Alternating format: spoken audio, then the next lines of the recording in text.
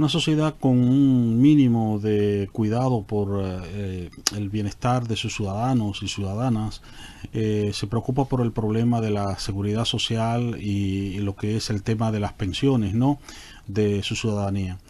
Por este tema tan importante y delicado, vamos a tratarlo en el día de hoy con Luis Holguín, quien es coordinador del movimiento por las pensiones en República Dominicana. Hola Luis, ¿cómo estás? Muy bien, gracias por nuevamente invitarme a estar aquí con ustedes y con su público. Bien,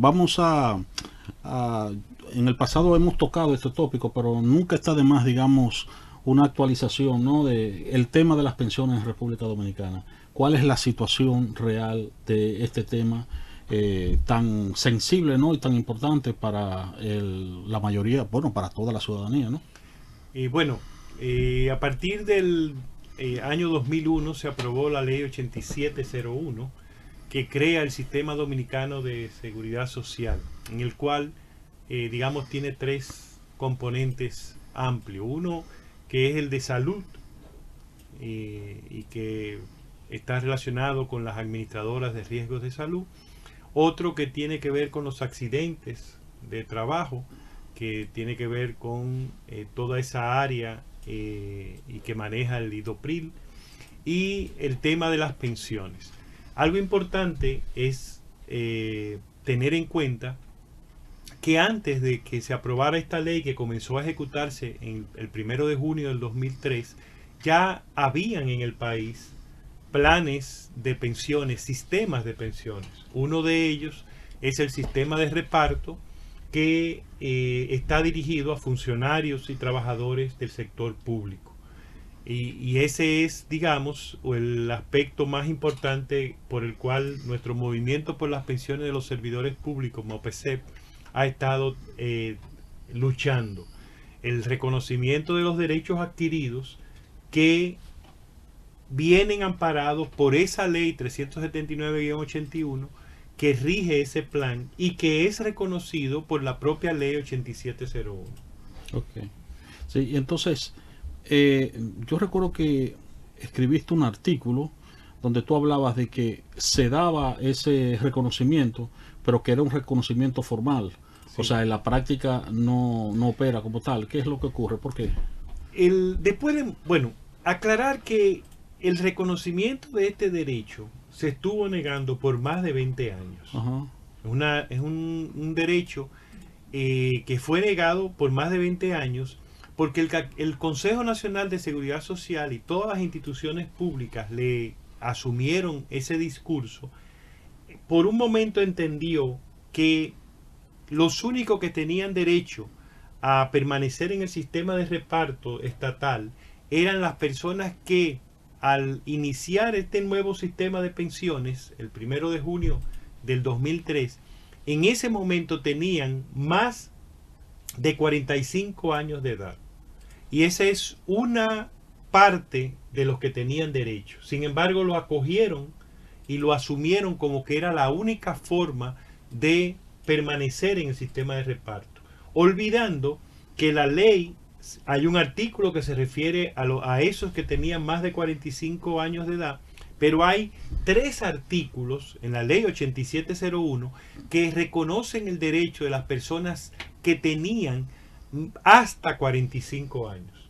Y entonces la resolución emitida por el actual Consejo Nacional de Seguridad Social es la resolución 572-07. Lo que hace es reconocer el derecho que tienen los servidores públicos amparados en la ley. Cuando decimos amparado en la ley 379-81 nos referimos a que comenzaron a trabajar antes o en el momento en que empezó a ejecutarse el nuevo sistema de pensiones, el 1 de junio del 2003. Y esos 3 artículos reconocen el derecho. De hecho, dicen que ese sistema de reparto va a seguir vigente para 3 grupos. Para las personas pensionadas, a las cuales hay que administrar la pensión que tienen ya disfrutando. Para las personas que estaban en ese momento en trámite de pensión. Y para todas aquellas personas que tenían derecho a pensionarse por el Estado por haber trabajado en el Estado antes de la promulgación de la nueva ley. Y eso es lo que ha ocasionado, a nuestro modo de ver, el problema. Por suerte, hemos tenido el logro de que el Consejo Nacional de Seguridad Social emita una resolución, esa que he mencionado, la 572-07, en donde reconoce el derecho. Sin embargo, a más de 4 meses no se ha podido comenzar a ejecutar. ¿Y cuál es el problema con esa ejecución? El problema es que la misma resolución ordena a la Comisión Interinstitucional Evaluadora de Traspaso a que en un tiempo de 15 días emita un procedimiento que rija el proceso con el cual hacer los traspasos de aquellas personas que cumplan con los requisitos y que estén amparados por la ley porque trabajaron en el Estado desde antes de esa fecha. Sin embargo, eso fue el 6 de julio de este año que se emitió esa resolución. Ya hoy estamos en noviembre, han transcurrido más de 4 meses y sin embargo no tenemos. Esa comisión interinstitucional se reunió en varias ocasiones. La DIDA presentó un proyecto, un borrador de procedimiento que fue discutido, que fue modificado, pero después de varias reuniones, la Superintendencia de Pensiones tenemos entendido que dejó de participar y la DAF. Es bueno que le digamos a los amigos que nos ven que esa comisión está formada por la Dirección de Información y Defensa de los Afiliados, que coordina esa comisión, la Superintendencia de Pensiones, que también junto con la Dirección de Información y Defensa de los Afiliados son las dos organizaciones que tienen voz y voto. Participan otras dos que solamente tienen voz: la Dirección General de Jubilaciones y Pensiones del Estado y la Asociación de Administradoras de Fondos de Pensiones. Estas dos últimas, Jubilaciones y Pensiones del Estado y la ADAF, tienen voz pero no tienen voto. Luego de varias reuniones, la CIPEN deja de participar y aunque se le convoca y se le dio, creo que un plazo para firmar la remisión del documento, no lo hace. Y tenemos entendido tenemos entendido porque hemos solicitado copia de esa propuesta, pero no la hemos conseguido. No se nos ha facilitado, aunque la hemos pedido vía la Ley de Acceso a la Información Pública, que es un documento público, es un documento que nos afecta para colmos y es un documento que no debe ser negado. Sin embargo, lo que ha ocurrido es que la Superintendencia de Pensiones envió de forma unilateral una propuesta de procedimiento al Consejo Nacional de Seguridad Social. Y entonces hay dos propuestas: una que se discutió y fue remitida sin la firma de la Superintendencia de Pensiones, y otra propuesta totalmente unilateral elaborada por la Superintendencia de Pensiones. El resultado es que aún no se está aplicando la resolución que tomó el Consejo Nacional de Seguridad Social y que reconoce el derecho a las personas, a los servidores públicos que están amparados por la ley y que cumplen con los requisitos que establece la misma resolución y las leyes. Ok, cuando hablamos de garantizar, digamos, derechos a estos servidores públicos, digamos, ¿qué ventajas tienen, ¿no?, con respecto a lo que existía en el pasado, ¿no? Tú sabes que este sistema de capitalización individual es un sistema que no tiene la posibilidad de garantizar una pensión digna, sino que esa pensión depende de la capacidad o el monto que la persona, el afiliado, haya logrado acumular, tanto por sus aportes como los aportes de su empleador y la rentabilidad que ha tenido y los aportes adicionales que haya podido hacer la persona afiliada. En los estudios que ha hecho la propia Superintendencia de Pensiones, se ha establecido que aquellos que llegaran a acumular las 360 cotizaciones, que equivalen a 30 años de servicio de nosotros quizá la joven que nos acompaña pueda estar dentro de ese rango, la pensión que ellos van a recibir no pasa de un 30% del salario con el que ellos coticen. Ok, vamos a continuar con este tema después de la pausa.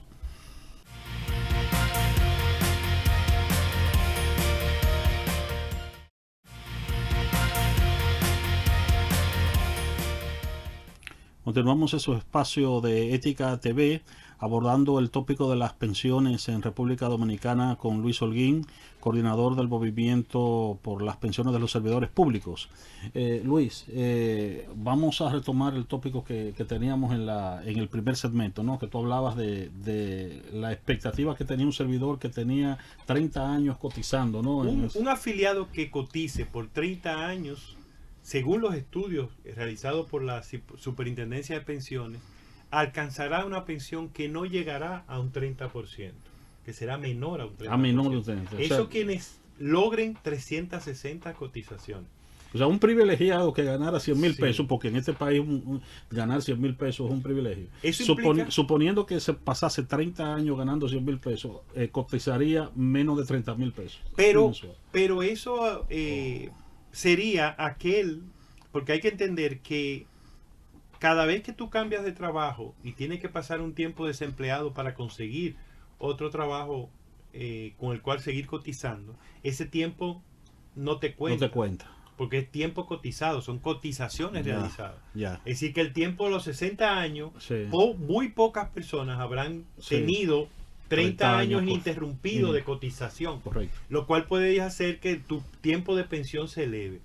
Pero ponía ese parámetro para que entendamos que en el mejor de los casos la pensión sería de menos de un 30%. Uh-huh. En la realidad, la pensión, la prestación que nos ofrece la AFP a nosotros no llega a ni siquiera un 17%, un 18%, un 20% del sueldo con el que nosotros cotizamos ahora mismo. Me refiero a los servidores públicos. Uh-huh. Que hasta ahora se nos obligaba a que tuviéramos que acceder a aceptar esa migaja que nos ofrecían las AFP por no tener el tiempo de cotización ni tener las condiciones bajo ese sistema, Uh-huh. que es un sistema que no garantiza ningún derecho a los afiliados en términos del monto de prestación de la pensión. En cambio, el sistema de reparto al cual nosotros tenemos derecho por haber comenzado a trabajar en el Estado desde antes del 2003, por tener más de 20 años trabajando en el Estado y por tener la edad correspondiente, parte de una pensión garantizada de un 60%.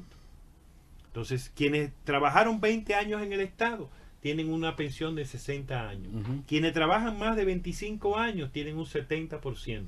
Quienes trabajan más de 30 años tienen un 80% del salario. El porcentaje del salario es del salario promedio de los últimos 3 años. Okay.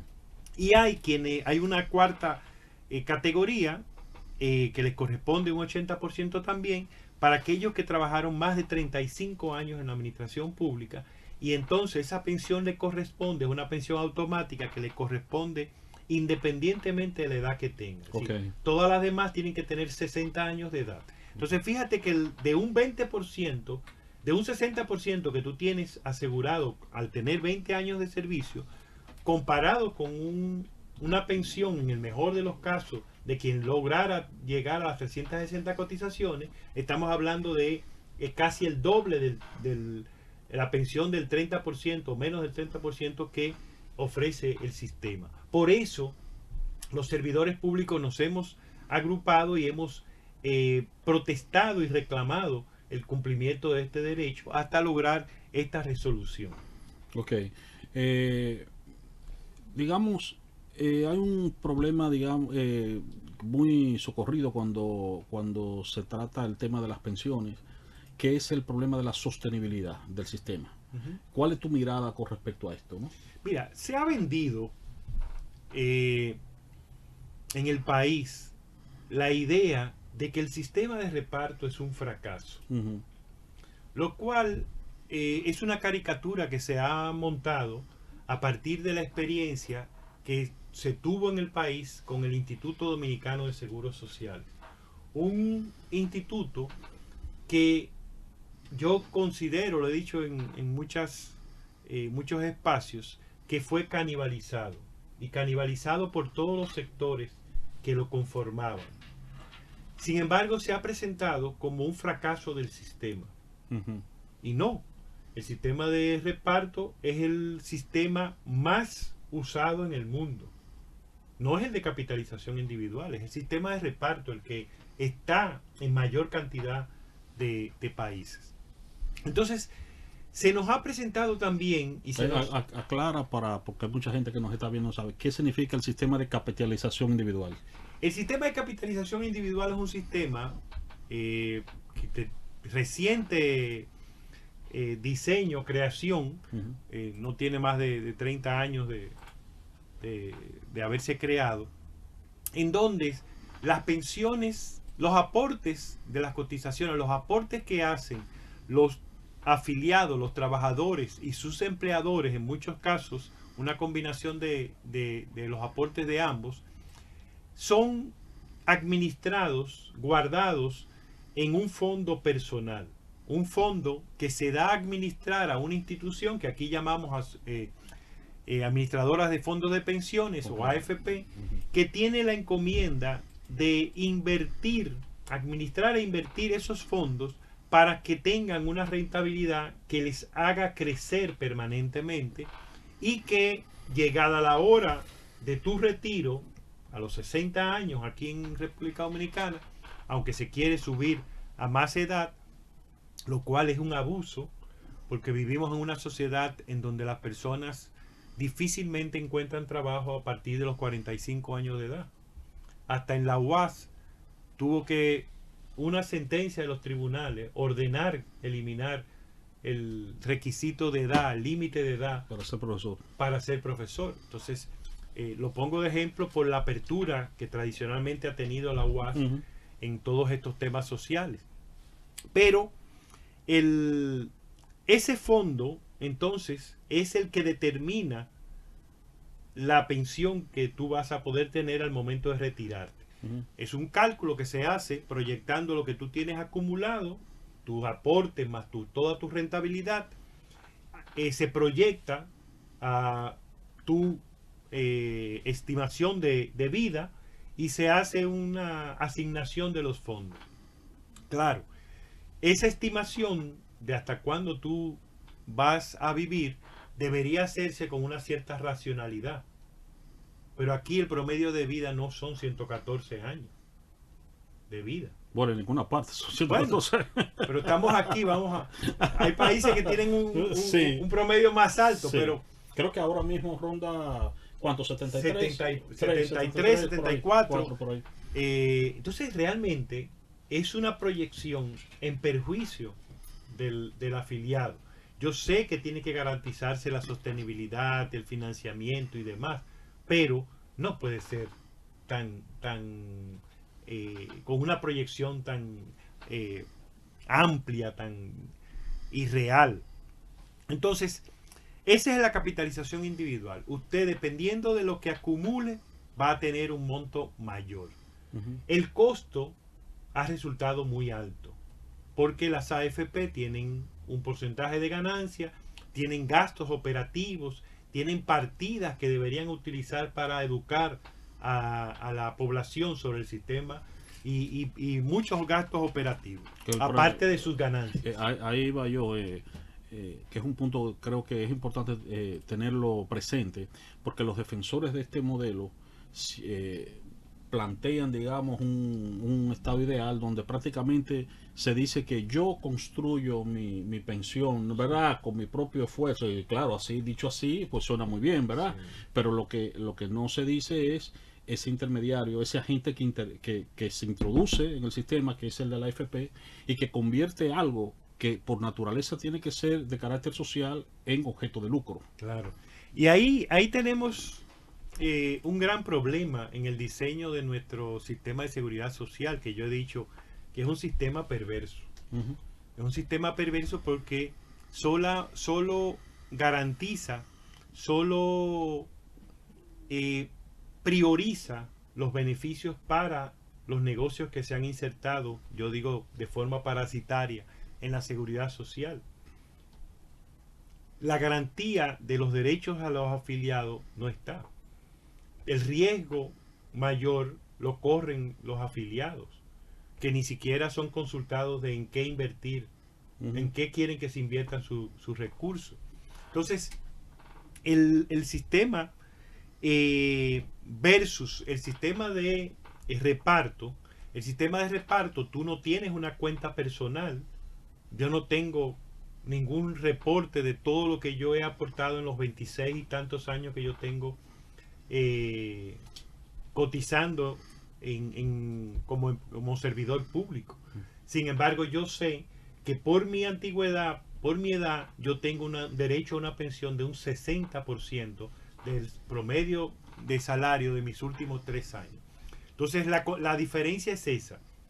En capitalización individual, tus aportes y los de tu empleador por ti van a un fondo personal que es administrado por una asociación administradora de fondo de pensión, y ese fondo crecido con los rendimientos que hayan tenido tus inversiones, las inversiones de la AFP, es el fondo a partir del cual se te va a conceder la pensión. En cambio, el sistema de reparto es un sistema en donde tú aportas, eso va a un fondo común desde donde se pagan los compromisos de las pensiones que se han concedido. Si, digamos, de este escenario que tú has planteado, digamos, ¿cuáles son los principales retos que tenemos, ¿no? Digamos, a partir ya de esta resolución que está aprobado, ¿no? Mira, el sistema de seguridad social debió haberse revisado, la ley, hace unos 10, 12 años. Sin embargo, no se hizo. Este año ha estado, desde el año pasado, y más este año, estuvo una comisión bicameral del Congreso Nacional, conformada por diputados y senadores, estuvo trabajando en una revisión de la ley. Se hicieron consultas, vistas públicas, y se recogieron muchas informaciones, se escucharon las instituciones del sector de la seguridad social y demás. Ellos presentaron un informe que ha caído en el vacío, y que es un informe que recoge muchas propuestas interesantes que debemos realmente considerar y debatir. ¿Qué cosas tenemos que cambiar? Tenemos que importantizar los derechos. Vivimos en un país que ha planteado en su constitución que es un Estado de derecho. Sin embargo, en la seguridad social los derechos de los afiliados son ausentes. Tenemos que empoderar al afiliado, tenemos que darle más participación, tenemos que revisar la conformación y el funcionamiento del Consejo Nacional de Seguridad Social como órgano rector de todo el sistema de seguridad social, de forma tal que el Estado, que es el garante de los derechos de la población, de los derechos fundamentales, la seguridad social es un derecho fundamental, la salud es otro derecho fundamental, son dos derechos fundamentales. El Estado es quien debe tener poder de veto.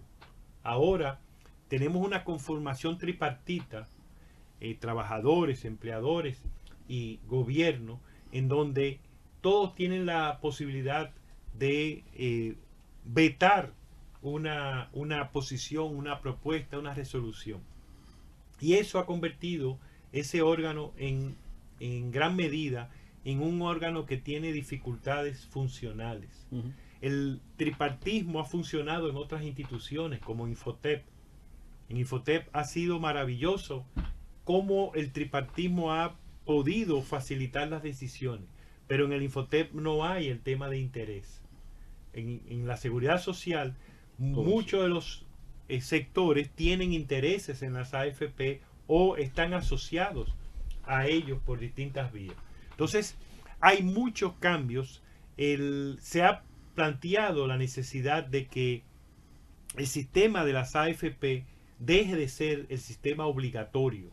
En la propuesta de los diputados, ellos lo plantean para los grupos de mayor ingreso, que son el filete del sistema.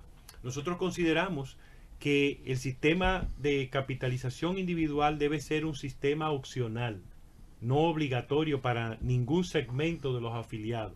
Y sí, que porque en este momento, desde que una persona, digamos, ingresa a un trabajo, automáticamente va a una FP. A una FP por obligación. Por obligación. Los que teníamos, salvo los que pertenecen a instituciones que tienen un sistema autónomo. O ese sistema de reparto que existía para todos los servidores públicos que trabajaron antes en el Estado antes de iniciar la operación. Entonces nosotros planteamos que el sistema obligatorio debe ser un sistema de reparto que garantice unos mínimos de pensiones. Afortunadamente, porque siempre se nos decía, sí, pero eso es una utopía, sí, pero eso no funciona. Afortunadamente, la Fundación Juan Bosch, la Universidad, el Departamento de Economía, la Facultad de Economía de la UAS y dos fundaciones chilenas hicieron un estudio en donde se plantea la propuesta de un sistema de reparto como obligatorio y que el sistema de capitalización individual sea opcional. Y los números de ese estudio, basado en todos los estudios actuariales y demás, plantean que es posible tener a un costo menor un sistema de pensiones basado en reparto en donde la capitalización individual no sea obligatoria. Bien. Bueno, se nos ha acabado el tiempo, Luis, así que, bueno, tú estás invitado para otras oportunidades porque este tema no se agota, ¿no? Muchísimas gracias por ilustrarnos sobre este tópico que es de tal importancia, ¿no?, para la vida de todos nosotros, para nuestro futuro, ¿no? Y a ustedes les damos las gracias por acompañarnos en De Ética TV. Hasta la próxima.